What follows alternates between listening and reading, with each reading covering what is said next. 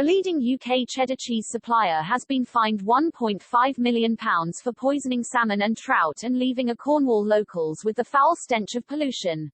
The UK's biggest cheese-making factory at Davidstow, Cornwall polluted the local area and was fined the seven-figure amount at Truro Crown Court today. The factory produces Cathedral City, a brand enjoyed the Queen, as well as butter brands Clover and Country Life, and has a £451 million turnover. The plant admitted pollution fences over a 5-year period between 2016 and 2021 which blighted the lives of locals. The Canadian-owned operation admitted 21 pollution incidents and permit breaches which have happened at its Davidstow creamery near Camelford. The pollution incidents have led to fish kills in the River Inny in 2016 and 2018. The river is used for breeding Atlantic salmon and is home to native wild brown trout and smaller species like bullheads and loaches. But the impact of the incidents was spelt out in court by a local resident, Phil Potter, who moved to the area from Surrey with his family.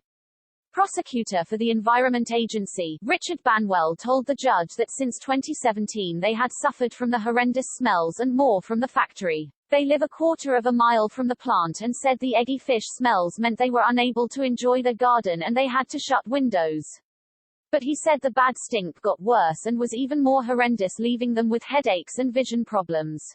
His asthma-suffering son had an air purifier fitted because the smells came into the property through air vents. He went to the plant to complain but only got an apology for the problem but no solutions. Another resident, Andrew McCursey, who is part of a local action group complaining about the odor, said, "The worst thing is that we typically seem to get the smell in the middle of the night. We're in bed and suddenly you are woken up by the stink and then you can't get back to sleep, so you can't sleep properly." The Environment Agency said the smell is coming from the wastewater treatment plant and had ordered the firm to reduce odor pollution. Truro Crown Court heard that there were plant failures as well as leaks and overspills. Mr. Banwell said the firm failed to notify the Environment Agency about incidents which potentially could have a significant effect on the environment.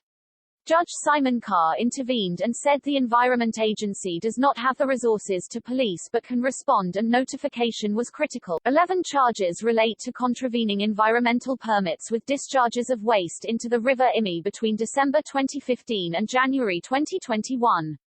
Some charges refer to biological sludge, suspended solids and partially treated creamery effluent. 2 offences relate to breaking permits on odour between June 2016 and June 2020. 1 charge of waiting for more than a month in August 2018 to tell the AIA about discharge breaches.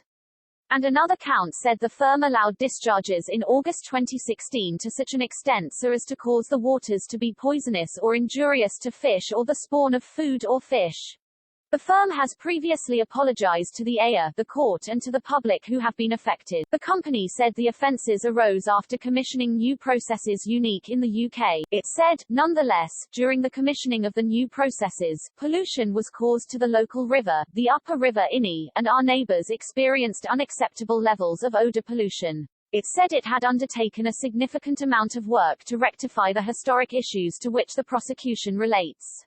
The company employs 195 workers and operates all year round 24 hours a day and buys 1.5 million litres of milk from around 370 local farmers daily. Judge Simon Carr fined the firm a total of £1.52 million and said costs of £272,746 had already been paid. The judge said the company expanded its production with a new facility which also produced more effluent. He said there were problems from the start with it, but they did not shut it down and continued to operate, but did so by breaching the limits that were already in place.